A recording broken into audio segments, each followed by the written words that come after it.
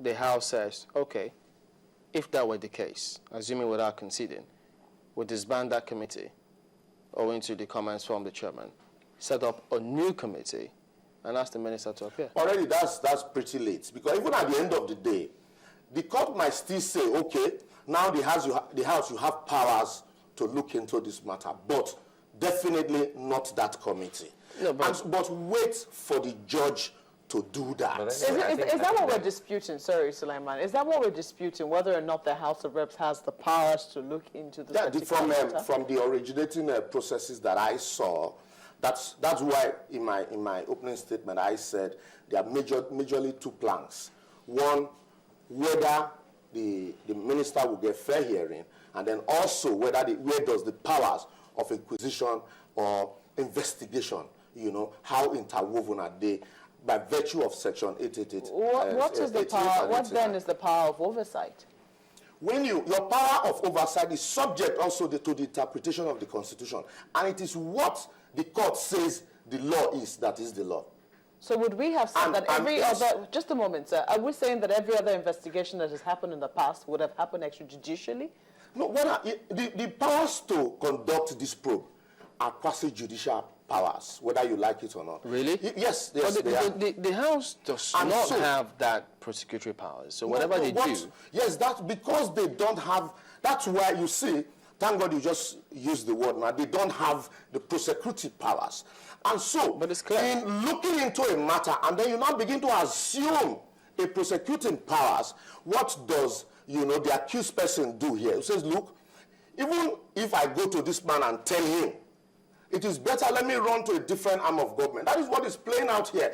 And so my position here is... Does the legalese here really bother you? Because I know, yes, you're a lawyer, but are you also, a little afraid as to the dimension that all of this is taken? Here we are, we're confronted with information. Yes, I am. I choose my words carefully. Information that 10 billion naira could have been spent on chartering private jets by a minister of the Federal Republic of Nigeria. And we should be bothered about, shouldn't we be bothered that, all of this...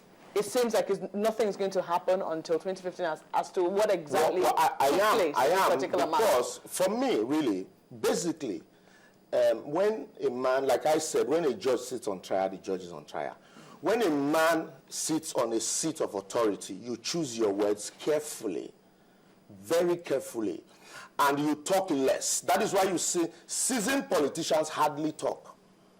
So, like they say, like the policeman will say, every word you use might or can be used against you in the court of law. So it's better you remain silent.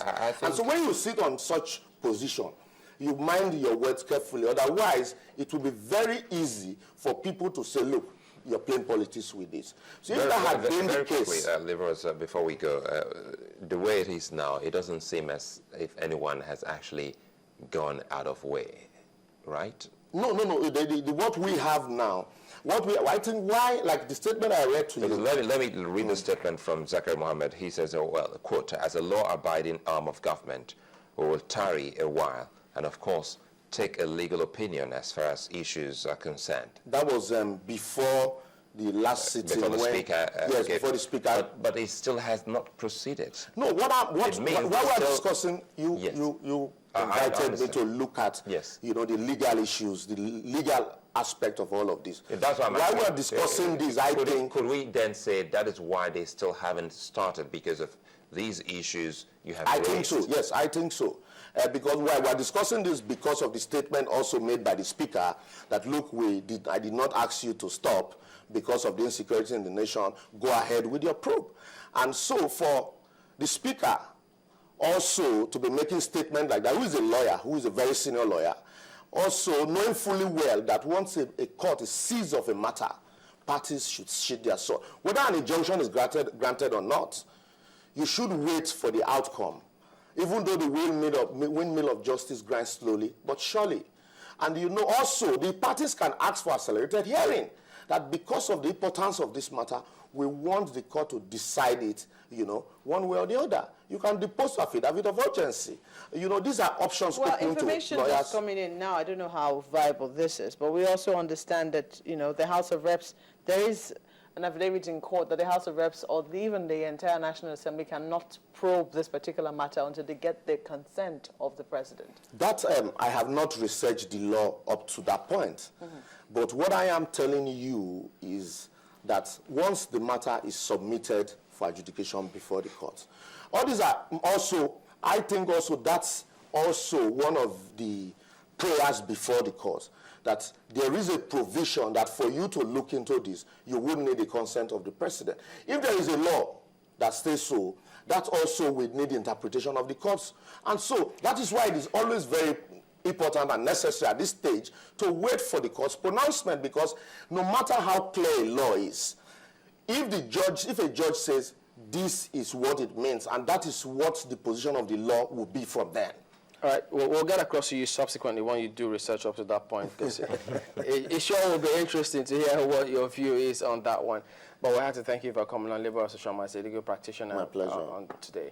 We're back after this. Please don't go away.